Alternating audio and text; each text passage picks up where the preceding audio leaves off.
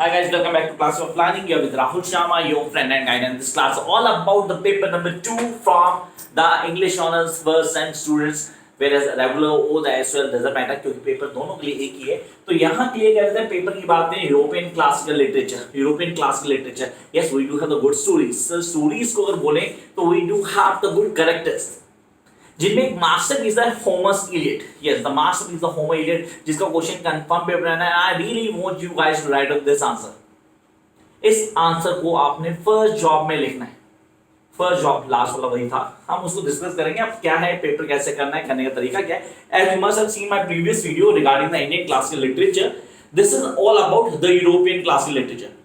तो इसके साथ ही हम बात करेंगे नेक्स्ट फेज में. मोस्ट प्रॉब्ली आज ही आपको वीडियो मिल जाएगी एनवायरमेंट की और सेकंड सेम के मेन पेपर्स.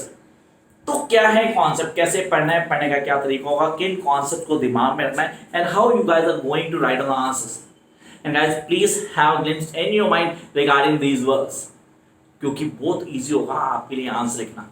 पहले एक बार गो थ्रू कर लें स्टोरी लाइन को, तब आप इजीली कर पाएंगे. And then follow the step that what I'm going to say in this particular video till last. And if you not subscribe my channel till now, do subscribe the channel and like the video if you think it's worth to watch. Come up to the basic. The first question we are having, as we know that we have to attempt just 2 questions out of 4. अब 2 question के answer लिखे देने हैं, वो भी word limit है 500 word limit. तो यहाँ पे ध्यान रखना पड़ेगा आपको कि कॉपी पेस्ट में 500 वर्ड नहीं हो पाते, तो वहां थोड़ा दिमाग को यूज करना होगा, कॉन्सेप्ट को फॉलो करना है.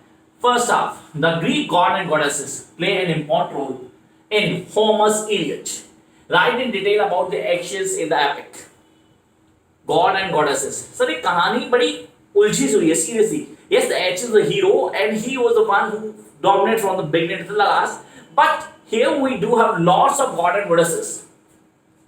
अच्छा, लोग नॉर्मली मजाक उड़ाते हैं कि इंडियन में गॉड बहुत है, हिंदू के गॉड बहुत होते हैं. अबे हर किसी के होते हैं, हर कोई फॉलो करता है. तो यहाँ पे तो गॉडों की भरमार है और इनके गॉडों के कैरेक्टर भी कुछ अलग से डेफिनेटली अलग से कुछ कैरेक्टर्स डिफाइन किए हैं. ज्यूज की बात करूँ तो कुछ ना ही करूँ तो बेटर होगा. तो यहाँ आपने कहा सर इनके कैरेक्टर्स, चाहे ज्यूज है, चाहे अपोलो है, चाहे उसके कॉन्सेप्ट को क्लियर करो, या होमर के कॉन्सेप्ट में जैसे उसने कैरेक्टर्स को हाईलाइट किया, वो सारे हमें बहुत अच्छे से एक्सप्लेन करने.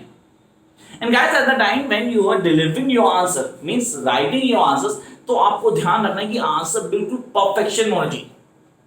Each and every answer must be in perfect manner. क्या लिखेंगे, आंसर लिखने का तरीका क्या होगा और किस तरह हमें उसको पूरी तरह डेलिबरेटली लिखना है आंसर को, ताकि फ्लो बने. And remember that at the time writing you guys need to follow ABC.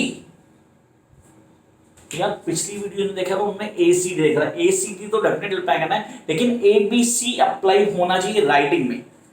Everyone जो मेरे स्टूडेंट सब जानते अच्छी तरह से कि ABC हमें ontology, that is accuracy, balance and consistency, 3 चीजें आपके आंसर में होनी चाहिए. At the time of writing literature answer तो ABC होना बहुत जरूरी है. Means we need to be accurate, हमें हर चीज को बैलेंस करना है, and need to be consistent in the words, the flow of the words, वो पूरी तरह कंसिस्ट होना चाहिए. कैसे आ रहा है, किस तरह लिखते हैं, लिखने का क्या तरीका है, इन सारी चीजों को आपको ऑन टिप करना है. Then you will going to get success. तो इस आंसर में सबसे पहले मैं इंट्रोड्यूस करूं गॉड एंड गॉडेसेस, जितने कैरेक्टर्स दिए सारे बताऊंगा, उनके रोल को सिग्निफाई करूंगा. Then what role does play by all of them, वो सब के सब मेंशन करना है. And I need to present them in a sequence. That's why I write down ABC. Story line को ऐड नहीं करना है. अगर स्टोरी ऐड तो मैं ACD बोलता है. मैंने ABC लिखा, उसका रीजन यहां था क्योंकि हर गॉड को इंट्रोड्यूस करना, उसके रोल को बताना, and the vitals of that particular character उसको एक्सप्लेन करना. That's why the ABC need to be work out here. Come to the next part, question number 2. Oedipus bears all that attributes of an artist. I repeat, Oedipus bears all the attributes of an Aristotelian tragic hero. Aristotelian tragic hero. Guys, please make sure while on Aristotelian tragic hero, इसके लिए video मैंने डाली हुई है. Aristotelian tragedy क्या है, tragic hero क्या है अकॉर्डिंग टू एरिस्टोटल, उसके कॉन्सेप्ट को पूरा क्लियर करें. प्लीज उस वीडियो को जरूर देखना. उसको देखने के बाद आप इस आंसर को परफेक्शन लिख पाएंगे. यहां पे आते हैं Oedipus bears all the attributes of Aristotelian tragic hero discussed of course. Characterization of Oedipus in the light of this statement. Oedipus. इस प्ले को पढ़ा है आप लोगों ने? नहीं पढ़ा तो सीरियसली बहुत बड़ी गलती की, इसको जरूर पढ़ना है। एक ऐसा बच्चा जो पैदा होते ही माँ बाप उसको फेंक देते, मरने के लिए छोड़ देते, एक्चुअली मरने के लिए भेज देते हैं कि इसको मार दी जाए। मरता नहीं है, किसी और यहाँ के पलता है। अब उसका रीजन क्या था पहले की कहता हूँ। जैसे ही पैदा हुआ वहां पे पंडित जी हमारे यहाँ तो हज सबका होते हैं, उन्होंने डिक्लेरेशन की बंदा बड़ा होगा तो अपने बाप को मारेगा और अपनी माँ से शादी करेगा और फिर उसके बच्चे होंगे। इसके बच्चों को जहां भी ये मरेगा वहां कभी भी पॉवर्टी नहीं आएगी, कभी भी। बेसिक स्टोरी लाइन को लेके पूरा ऑडिपस कॉम्प्लेक्स एक पूरी वीडियो है, 2-4 वीडियोस में है इसके ऊपर, कम से कम मेरे ही चैनल पे आप उनको तसल्ली से देख सकते हैं। And you going to crack what is Oedipus, क्या है इसका कॉन्सेप्ट, क्या था। उसकी गलती नहीं थी, सीरियसली उसकी गलती नहीं थी। इसके माँ बाप ने उसको भेज दिया मरने के लिए, बंदे को तरस आ गई जिसने मारना था, उसने आगे किसी और मरने का दे दिया जिसके बच्चे नहीं थे, वो भी राजी था बाय द चांस। जब बड़ा हुआ तो खुद पंडित के पास गया, पंडित ने उसको बोला भाई तू तो बड़ा होकर अपने बाप को मारेगा और अपनी माँ से शादी करेगा। इसने कहा मैं तो ऐसा नहीं करूंगा, इसने अपना किंगडम छोड़ दिया। इन द बिटवीन रास्ते में इसके एक बूढ़े आदमी से लड़ाई हुई जो कहीं का किंग था। It kill that king. मारने के बाद इस सिटी में गया जहां पे रानी थी पर राजा नहीं था, तो he got married to the queen and set out there. फिर वहां प्लेग आया, प्लेग आने के बाद पंडित को बुलाया गया, उसने बोला राजा को जिसने मारा था उसको सजा नहीं मिली है, तो फाइंड आउट करो कौन था।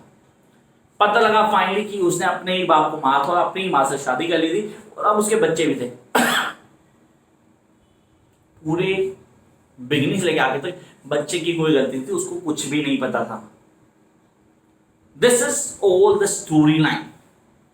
एक वो छोटा इंट्रो दिया मैंने आप लोगों को, लेकिन रियली ये सबसे इंपॉर्टेंट है, तो आपको इसको फॉलो अप करना होगा। You guys must go through by each and every step.